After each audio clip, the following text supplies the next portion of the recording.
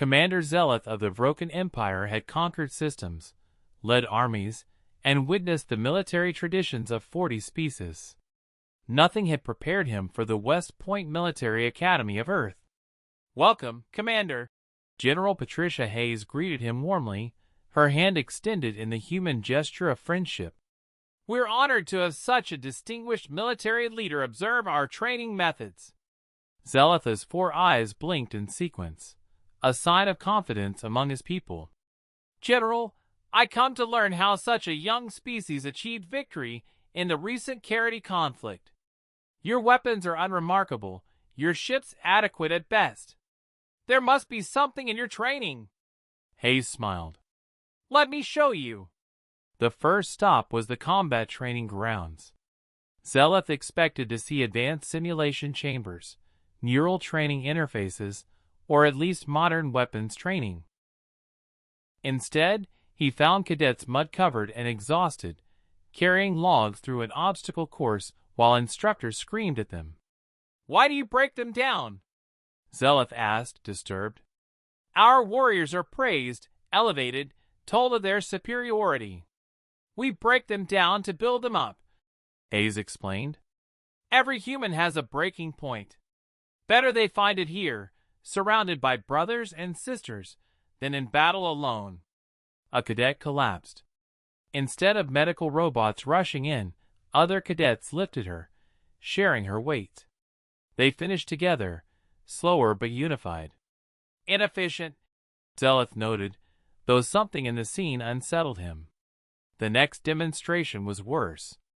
In the tactical simulation room, Zeleth watched cadets given an impossible scenario: defend a colony with 12 soldiers against 1,000 enemies. "This is pointless," he said. "Why teach them to face certain death?" Hayes pulled up historical records. Thermopylae, the Alamo, Rorke's Drift, Stalingrad. Every one a real battle where humans faced impossible odds. Some they lost, some they won, but in each one, ordinary humans chose to stand. On screen, the cadets were debating, not how to surrender or retreat, but how to make their deaths cost the enemy most. One suggested collapsing the colony's reactor. Another proposed using the colonists' mining equipment as weapons. A third was calculating how to funnel enemies into kill zones. "They're planning to die," Zeleth said, his voice hushed. "They're planning to win," Hayes corrected. "And if they can't win, they're planning to make victory so costly that the enemy regrets ever starting the fight." The history classroom was the breaking point for Zeleth. Professor Williams was lecturing on human military history, not their victories, but their disasters. Kenny, Isamowina, Pearl Harbor. Each defeat analyzed, studied, learned from. You celebrate failure? Zeleth's translator struggled with the concept. "We learn from it," Williams said. "Every dead soldier teaches us something. Every lost battle improves our doctrine. We have a saying, the tree of liberty must be refreshed from time to time with the blood of patriots and tyrants." Zeleth watched cadets taking notes on ancient battles, studying Hannibal and Napoleon alongside modern space tactics. They were learning from thousands of years of constant warfare. "How many wars has your species fought?" he asked quietly. Williams laughed bitterly. "We've never stopped.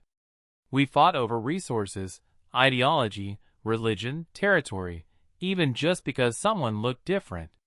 By the time we reached space, we'd had 15,000 recorded wars. We fight ourselves when we have no other enemies." The final stop was the Memorial Hall.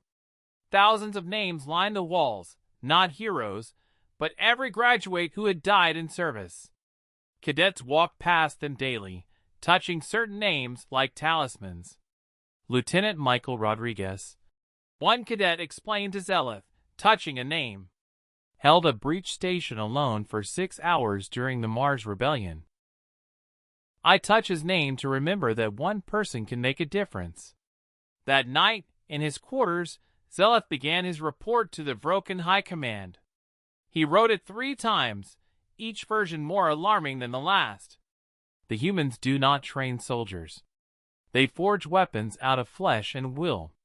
They take their young and teach them that death is acceptable, even noble, if it serves a purpose. They study defeat as much as victory. They prepare for impossible scenarios, because their history is built on surviving them. Most terrifying of all, they enjoy it. These cadets compete to endure more hardship. They volunteer for the worst assignments. They have a phrase, "The only easy day was yesterday." Recommendation: do not engage humanity in prolonged conflict. They have been practicing war against themselves for millennia. They have perfected suffering into an art form. Their military doesn't create soldiers.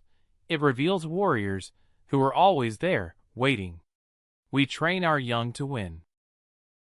They train theirs to endure anything, survive everything, and if necessary, die in a way that becomes legend.